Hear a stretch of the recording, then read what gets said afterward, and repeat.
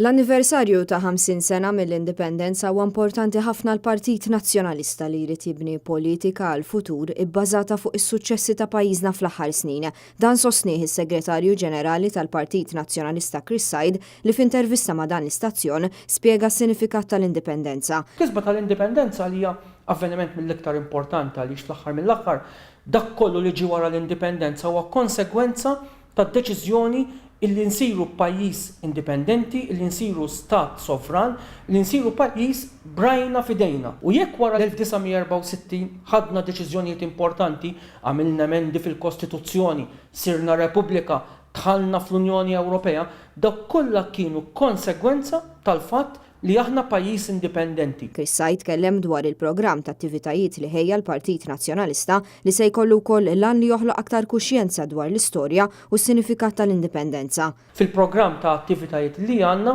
hemm maħsub ukoll diversi attivitajiet, inkluż programmi fuq net television, clips fuq il-radio, il-gazzetti tagħna, intervisti, pubblikazzjonijiet apposta, musical li se jsir apposta wkoll, illi jkunu qed iwasslu wkoll it-tifsira, is-sinifikat tal-indipendenza. Is-Segretarju Ġenerali tal-Partit Nazzjonalista tkellem ukoll dwar is-sinifikat tal-anniversarju tal-50 sena mill-indipendenza għat-tiġdid tal-politika tal-Partit Nazzjonalista. Din trid isservina iċ-ċelebrazzjonijiet anke tal-50 sena indipendenza biex fil-waqt li nħarsu ħarsa lura, però aktar nħarsu l-qudiem.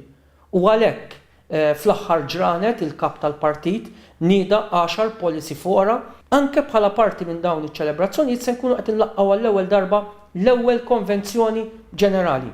Ftit ta' xhur ilu għamilna emendi importanti fl-istatut, emendi li fetħu aktar il-partit. Waħda mill-emendi kienet illi darba fis-sena titlaqqa konvenzjoni ġenerali, fejn allura jiġu mistiedna it-tesserati kollha tal-partit imma anke jiġu mistiedna nies minn barra il-partit.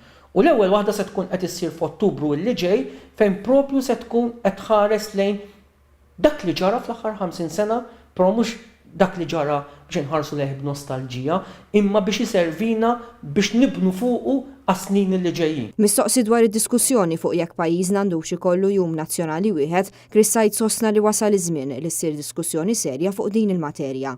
F'dawn l-aħħar snin rajna pass min-naħa wkoll tal-Partit Laburista illum fil-Gvern fejn qed jaċċetta, kontrarjament għal dak li kien jagħmel qabel, l-importanza ta' jum l-indipendenza, l-importanza tal-indipendenza għal pajjiżna, jiena nerġa' nsostni li kieku ma kienx l-indipendenza, ma setix kellna r-Repubblika, ma setax kellna jum il-ħelsien, ma stajniex nissieħbu fl-Unjoni Ewropea, ma stajna nabdu l-ebda liġi f'pajjiżna jew nagħmlu l-ebda emenda fil-Kostituzzjoni għaliex fl-aħħar mill-aħħar hija l-Kostituzzjoni tal-Indipendenza, hija l-fatt li aħna sirna stat indipendenti li ġejna rajna f'idejna. Alessia Bsajla Zammit, Net News.